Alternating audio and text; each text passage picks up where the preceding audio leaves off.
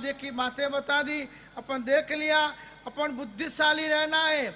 मगर बुद्धिशाली कैसे? बुद्धे फलम तत्व विचारणम च, तत्व की विचारणा एक सामयिक यानी 48 मिनट बैठकर आत्मा के साथ बातों करो। हाँ, दुनिया की बातें तो बात की है, व्यवहार और व्यापार की बातों में तो आप इतने होशियार हो। एक ट्रेन के अंदर एक व्यापारी जा रहा था और उस व्यापारी के पास इतना जोखिम, सोना, हीरा और बहुत सारी चीजें लेकर वो निकला, ट्रेन में बैठा, ट्रेन आगे चली और सोचा कि आजू बाजू में तो सब मावाली लोग बैठे, सब जेब कतरे लोग बैठे और मेरे पास बहुत जोखिम है, क्या करूं? इनके साथ मुसाफिरी जो लंबी चलेगी तो कहीं न कहीं ये लोग मुझे लूट लेंगे। बुद्धिशाली थे ने। उतने में टिकट चेकर आ गया, टिकट टिकट टिकट टिकट, यहां आके खड़ा रहा है। टिकट तो नहीं लिया क्या मैंने? क्या किया? टिकट तो मैंने नहीं लिया है। क्या मालूम नहीं है टिकट नहीं लिया तुमने? बिना टिकट मुसाफिरी कर रहे हो। हाँ, गलती हो गई, नहीं नहीं चलेगा, चलो नीचे उतरो, चलो नीचे उतरो। उसको नीचे उतार दिया, पकड़ के ले गए रेलवे स्टेशन के गैरेज में, जहां पर ऐसे बिना टिकट के मुसाफिरों को एक रात की शिक्षा करते थे अंदर रखने का। तो बस उसको अंदर डाल दिया, बाहर से ताला मार दिया। वो आदमी तो मस्ती से एकदम पूरी रात सो गया, क्योंकि मालूम पड़ा कि बाहर पुलिस वाले बैठे हैं, मैं भाग ना जाऊं इसलिए ताला लगा हुआ है। अब मेरा जो भी जोखिम है अभी कोई ले नहीं सकता है। सुबह हुई और टिकट चेकर आया, ताला खोला, बाहर निकाला, जाओ निकलो। अरे साहब लो है टिकट, टिकट दे दिया कि लो टिकट। अरे तेरे पास टिकट था तो वहां ट्रेन में दिखाना था साहब। तब मैं टेंशन में था, मेरे पास बहुत जोखिम था और जोखिम बचाने के लिए मुझे कुछ तो करना पड़े ने, इसलिए मैंने आपको टिकट नहीं बचाई। अब बोलो आपका दंड क्या है? तो कि 500 रुपया दंड है। तो कि ले 1000 रुपया। पूरी रात तुमने हमको संरक्षण दिया, हमारी बराबर सिक्योरिटी दिया, मेरा जोखिम भी कहीं आगा पीछे हुआ नहीं। ऐसी बुद्धि तो हर व्यक्ति की चलती है, चलती कि नहीं चलती है? इनकम टैक्स में से कैसे रास्ता निकालना है, उसमें से कैसा रास्ता निकालना। पर जीवन में ये सोचा कि मैंने मेरे जीवन के अंदर कितना कोड़ कपट माया प्रपंच करके मैं दुनिया की साधन सामग्री जमा करता हूँ, उसमें से अमुक हिस्सा तो मैं परोपकार में, पुण्य में, प्रभु भक्ति में लगाऊं नहीं। यहाँ पर भी बात है, बुद्धे फलम तत्व विचारणम च। बुद्धि उसकी सही बुद्धि गिनी जाती है जो तत्व की विचारणा करता है। मैं कहाँ से आया हूँ, मैं कहाँ जाने वाला हूँ, मैं कौन हूँ। है मेरे बाप दादा चले गए, मेरे पिता चले गए, तो भी ये संसार के काम अभी तक पूरे नहीं हुए, और मैं भी चला जाऊंगा तो भी ये संसार के काम पूरे होने वाले नहीं है। तो मैं क्या करूं? कुछ ऐसा करूं कि मेरे जाने के बाद भी मुझे लोग याद करें। कब याद करेंगे? हैं? बस्तियां बस्ती है और उजड़ जाती है, कश्तियां साहिल में डूब जाती है, जाने वाले वापस नहीं आते, मगर जाने वालों की याद कब आती है? कुछ अच्छे कर्म करके जाए तो। आज नाकोना जी में आते हैं, राका भवन में रहते हो या भैरव भवन में, तो कौन याद आएगा आपको? फतेहलाल जी राका, ओम जी राका, जिन परिवार ने ये धर्मशाला का निर्माण करवाया है। उनके जैसे और कितने हजारों लाखों लोग हैं। कोई कमी नहीं है समाज में धनपति और कुबेरपतियों की, मगर उन धनपति और कुबेरपतियों को कोई याद नहीं करता है। याद किया जाता है समाज के लिए, राष्ट्र के लिए, धर्म के लिए, मानवता के लिए, जो कुछ न कुछ अपनी जिंदगी के अंदर पुण्य के बीज रोपते रहते, उनको याद किया जाता है। इसलिए विचारणा जब करनी हो तो 10 मिनट 15 मिनट तत्व की विचारणा करना। देहस्य सारम व्रत धारणम च, ये देह मिला है, ये मनुष्य का अवतार मला मिला है, तो इसका सार क्या है? खाना पीना सोना। वो तो कुत्ते भी करते हैं, मौका समय आने पर कुत्ते सो जाते हैं, समय आने पर कुत्ते खाना खा लेते हैं, समय आने पर कुत्ते झगड़े भी कर लेते हैं। मनुष्य भी खाना खाते हैं, सो लेते हैं, झगड़ा भी कर लेते हैं, और कुत्ते भी एक आध रोटी छुपा कर कहीं कहीं दबा के रख लेते हैं। तो मनुष्य भी है एक आध रोटी नहीं है, 5-50 बंगले गाड़ियाँ छुपा के रख लेता है। तो फर्क कुछ नहीं है। इसलिए लिखा आहार निद्रा भय मैथुनम च सामान्य मेहतत पशुभेन नराणम। आहार की संज्ञा, भय की संज्ञा, मैथुन की संज्ञा जैसे मनुष्यों में है वैसे ही पशुओं में है, मगर सामान्य मेहतत इन दोनों में फर्क इतना है। तेसाम ही धर्मो अधिको विशेष। मनुष्य भाव में अधिकता सुंदरता यह है कि धर्म क्रिया करने की स्वतंत्रता मनुष्य को मिली हुई है। मनुष्य यदि विवेकवान हो जाए, विनयवान हो जाए, तो अपने जीवन के अंदर कई लोगों का उपकार, कई लोगों का परोपकार और कई लोगों के जीवन में बगीचा बना सकता है। और यदि विवेक नहीं आता है तो आग लगाने का काम तो दुनिया में चल ही रहा है। इसलिए पुण्यवानों, यहाँ पर महापुरुषों ने कहा कि सारी बातें सुनते सुनते एक भक्त के दिल में भाव आ गए।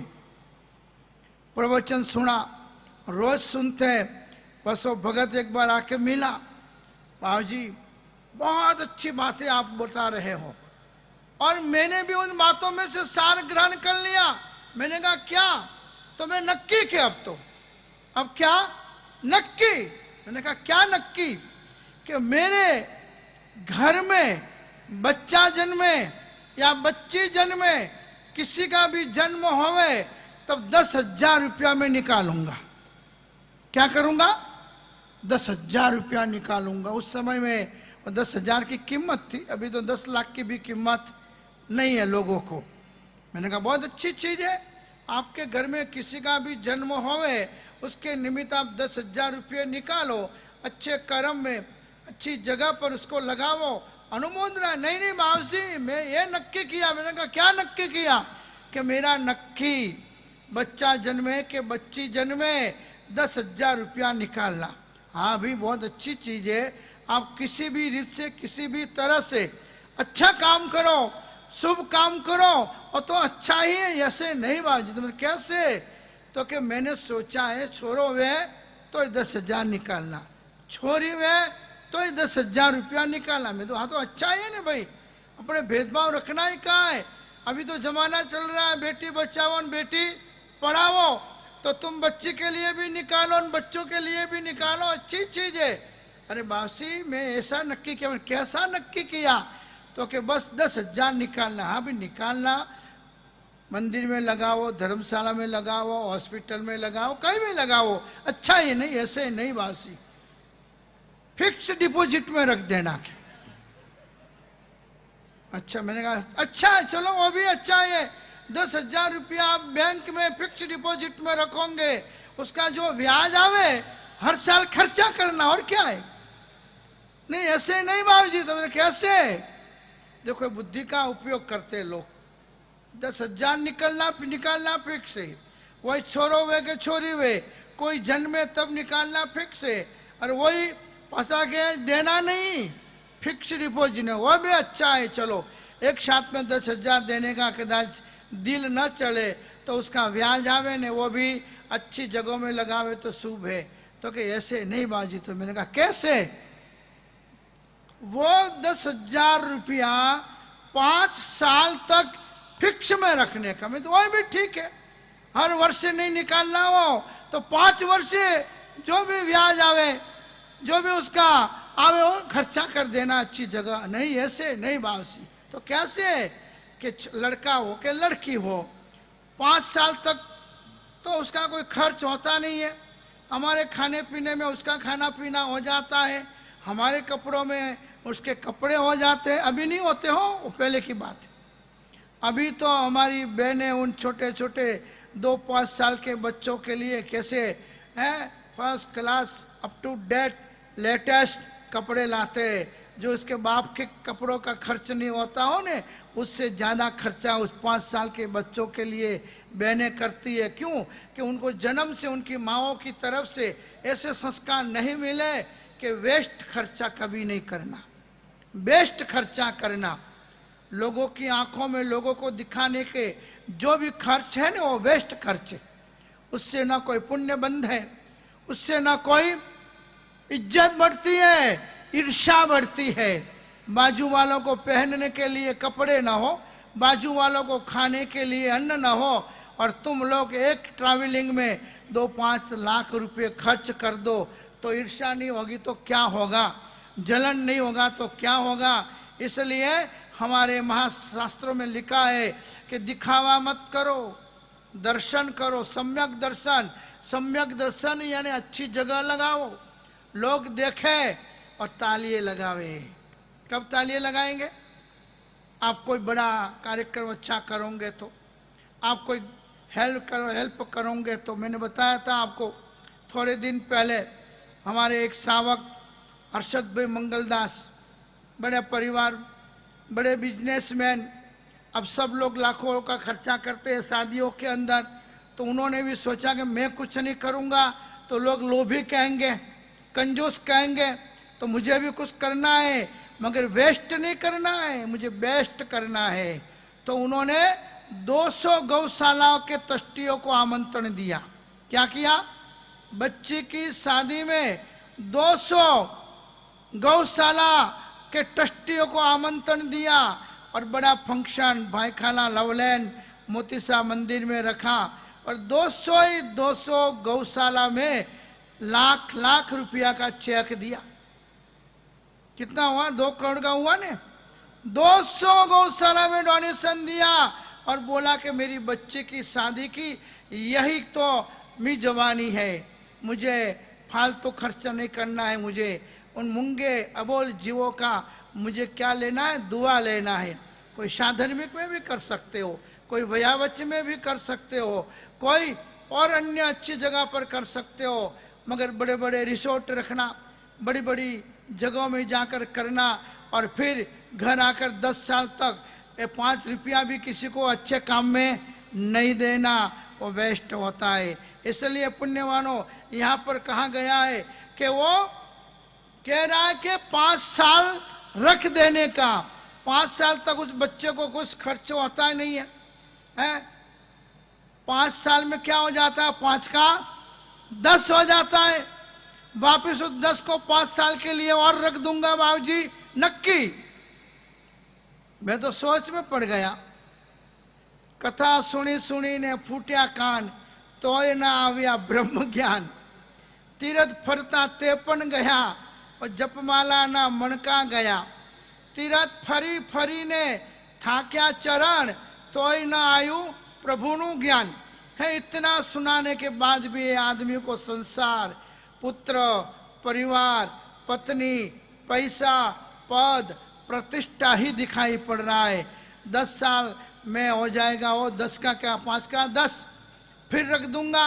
15 साल तक तो बच्चा का कोई ज़्यादा बोधरेशन होता नहीं है, तो 15 साल का हो जाएगा, वहाँ तक 5 का 10 हुआ, 10 का 20 हुआ, और 20 का और 5 साल में कितना? हाँ, और डबल, 15 का सीधा 30 और 30 का सीधा 60। बस वो 20 साल का होगा बच्चा या बच्ची, 60,000 रुपये में इसका एजुकेशन, उसकी फी है और सारा खर्च निकल जाएगा। मुझे और 1 रुपया घर में से निकालना नहीं पड़ेगा, और फिर वो अपने पाँव पे खड़ा हो जाएगा, कमाएगा और संसार चलाएगा।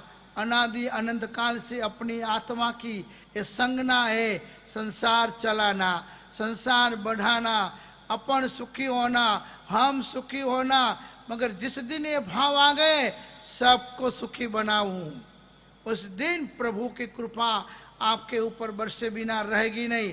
तो पुण्यवानों, ये नकोड़ा की धन्य धरा, भैरू बाबा का दरबार और साधर्मिकों का इतना सुंदर संग, सारे तपस्वी लोग, इतने सारे 600 लगभग यात्री, रोज के एक टाइम का भोजन, एकासना का क्रिया करने वाले और दोनों टाइम प्रतिक्रमण करने वाले, प्रवचन श्रवण करने वाले, सुबह 6:30 बजे भक्तांबर के पाठ में आने वाले सभी, जो अभी यहाँ पर हमारे संगीतकार आपको बताएंगे। और अपन को तो क्या है, आराधना साधना और भक्ति करना है। ऐसे कर्म करें कि आने वाले संसार के सारे काम स्वर्गमय बन जाए।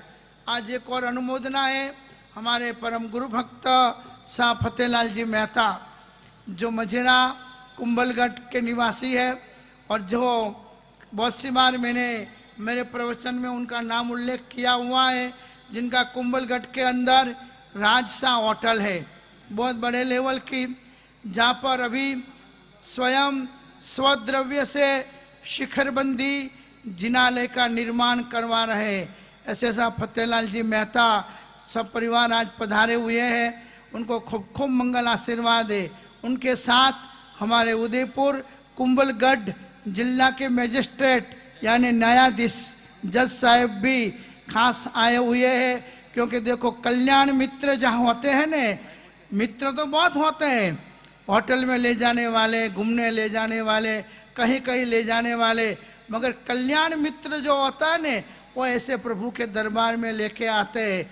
तो हमारे जज साहब भी बड़े ही आस्तिक और बड़े ही श्रद्धावान व्यक्ति है, जो पूरा कुंभलगढ़ उदयपुर जिले के आप जज हैं, वो खास यहाँ पर आज दर्शन के लिए और भैरू बाबा की भक्ति के लिए आए। इनके साथ हमारे प्रकाश जी कच्छारा जो घाटकोपर से हैं, वो आज 80 लोगों को आज यहाँ पर लेके आए हैं बम्बई से, जो 56 भोग, यानी अपन तो बहुत खाया है, मगर तो अभी अपना एक कोठा पूरा नहीं होता है। जब भी देखो आज खाया है, कल सुबह खा ली, कल सुबह खाएंगे तो दोपहर को खा ली, यानी खाया सो खो दिया, खर्चा सो ले लिया,